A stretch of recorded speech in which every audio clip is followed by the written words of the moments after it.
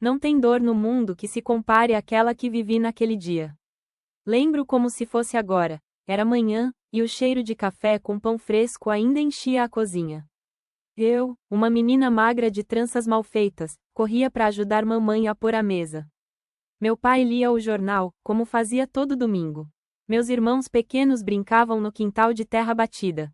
Era um dia comum. Ou, pelo menos, parecia.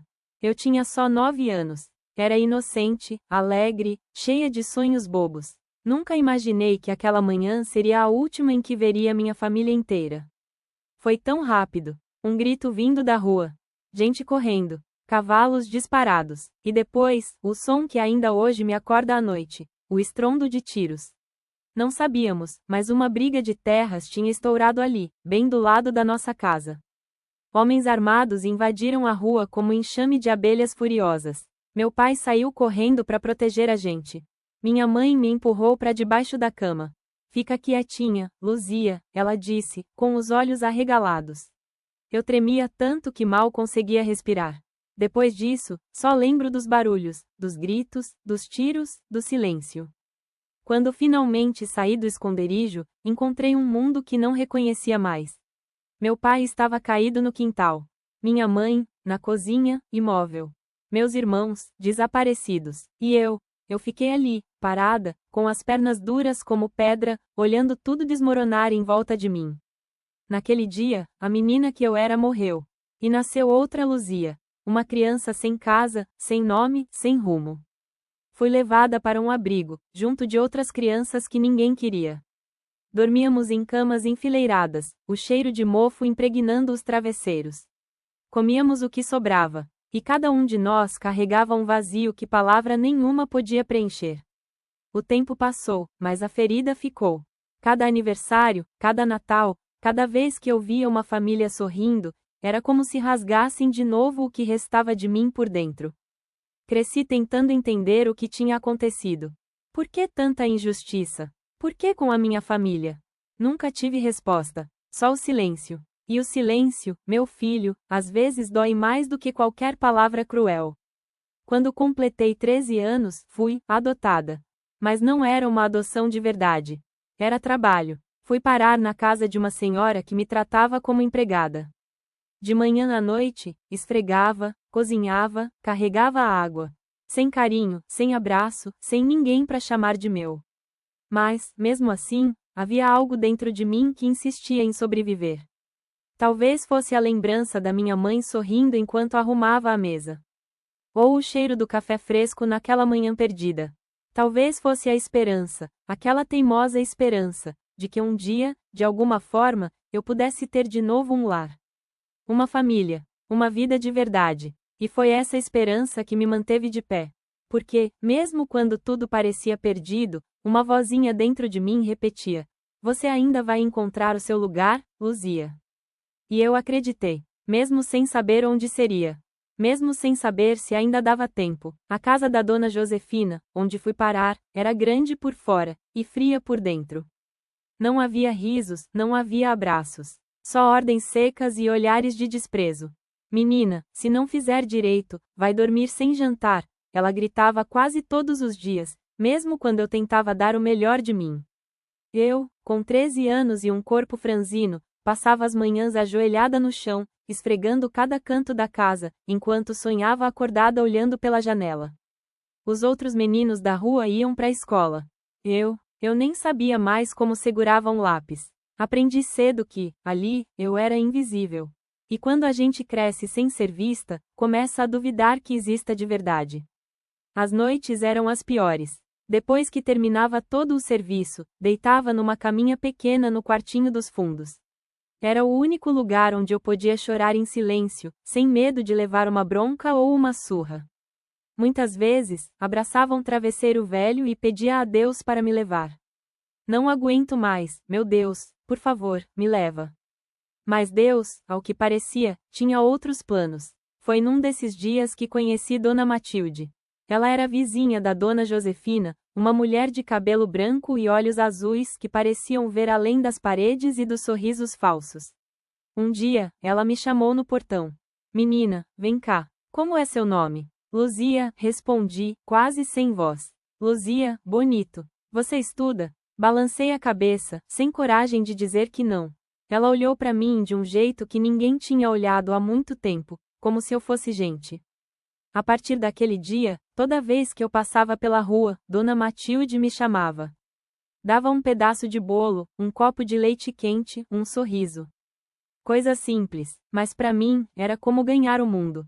Certa tarde, ela me deu um presente, um caderno velho, encapado com tecido florido.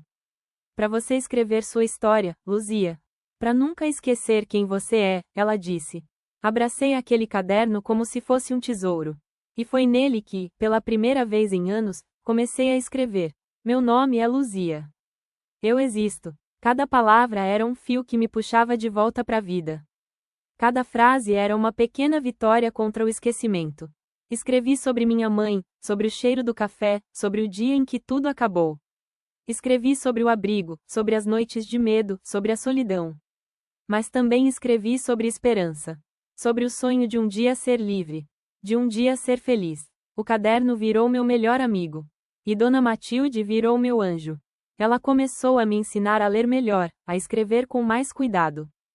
Quando percebi, eu já lia livros inteiros, escondida no quartinho, enquanto as outras meninas da casa dormiam.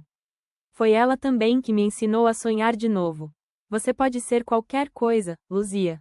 Não deixa ninguém dizer o contrário, ela repetia. Essas palavras me alimentavam mais do que o arroz seco que me davam na cozinha. O tempo foi passando. Aos 17 anos, decidi fugir. Não dava mais para viver como sombra. Eu queria ser gente. Levei comigo só uma muda de roupa, o caderno florido e a coragem que nem sabia que tinha. Saí numa noite de chuva, com o coração batendo tão forte que parecia que ia explodir. Andei por ruas escuras, tremendo de frio e medo. Mas não olhei para trás. Sabia que, se olhasse, podia não ter forças para continuar. Foi a decisão mais difícil, e mais certa, da minha vida. Não sabia onde ia dormir, o que ia comer, como ia sobreviver. Só sabia que, pela primeira vez, eu estava escolhendo o meu próprio caminho.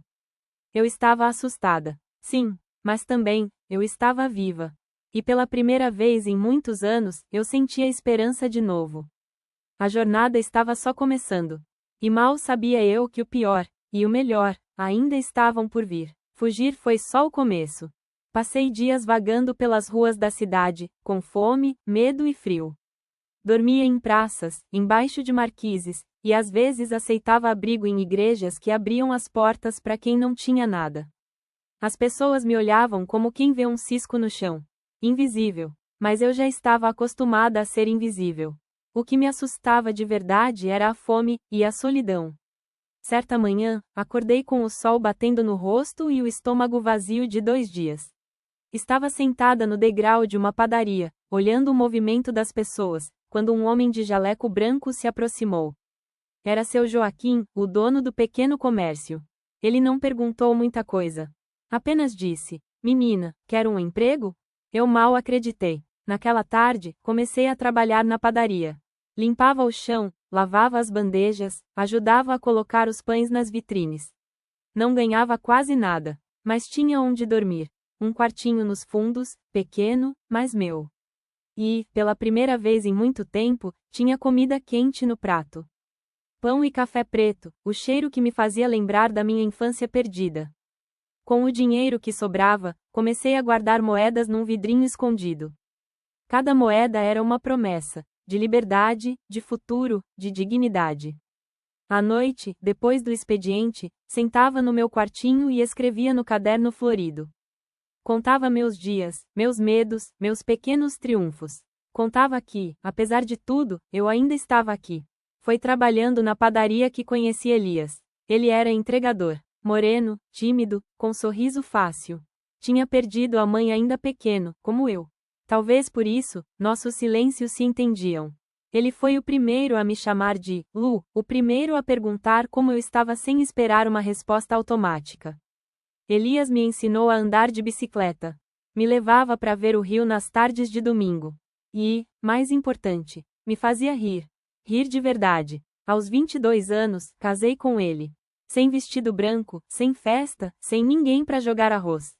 Só nós dois, numa pequena igreja com bancos de madeira. E foi perfeito. Começamos uma vida simples, mas cheia de amor. Compramos um pequeno terreno na beira da cidade.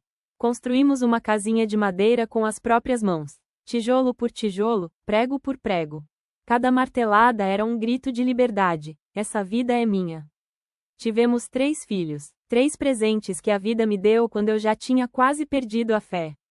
Ensinei cada um deles a nunca, nunca mesmo, tratar alguém como se fosse invisível. Ensinei a amar, a perdoar, a lutar. E, enquanto criava meus filhos, estudava à noite. Sim, aquela menina que esfregava chão aos 13 anos se formou professora aos 38. De jaleco branco, caderno na mão e cabeça erguida. Por muitos anos, dei aulas em escolas rurais. Ensinava crianças a ler e escrever. Cada vez que via um menino juntar as primeiras letras e formar uma palavra, sentia uma alegria que nenhuma riqueza no mundo poderia pagar. Porque eu sabia que, com a leitura, eles também poderiam encontrar um caminho para fugir da tristeza. Assim como eu encontrei. Hoje, aos 89 anos, sentada nesta cadeira de balanço, olho para trás e vejo a longa estrada que percorri. E, meu filho, não foi fácil. Não foi bonito, mas foi meu. As dores que carrego são cicatrizes, marcas de guerra, e cada cicatriz conta uma história de resistência. Dona Matilde já se foi há muitos anos, mas o caderno florido ainda está aqui, guardado na gaveta ao lado da minha cama. Amarelado, cheio de páginas gastas, mas ainda vivo. Assim como eu. Cada palavra escrita ali é prova de que, mesmo quando o mundo inteiro nos vira as costas, ainda podemos construir uma história nova. Hoje, meus filhos são homens e mulheres de bem. Meus netos vêm me visitar aos domingos. Trouxeram a alegria de volta para esta casa. E eu agradeço a Deus todos os dias por não ter desistido naquela noite de chuva. Porque se eu tivesse, não teria visto meu netinho dizer, vovó, pela primeira vez. Não teria sentido o cheiro do café fresco encher a cozinha outra vez. A vida, mesmo dura, ainda é um milagre. Se eu puder deixar uma última lição para quem ouvir minha história, é essa: nunca acredite que você nasceu para sofrer. A dor é parte do caminho. Mas não é o destino. Você merece mais. Você merece viver. Eu sou Luzia. Eu sou prova viva de que é possível resistir. E enquanto o tempo levar memórias, histórias como a minha vão continuar ecoando. Porque, meu querido, a gente só morre de verdade quando é esquecido. Se essa história tocou o seu coração, compartilhe com alguém que precisa acreditar na força da esperança. Deixe seu like, se inscreva no canal e ajude a manter vivas as memórias de quem resistiu ao tempo. Porque histórias como a da Dona Luzia jamais podem ser esquecidas.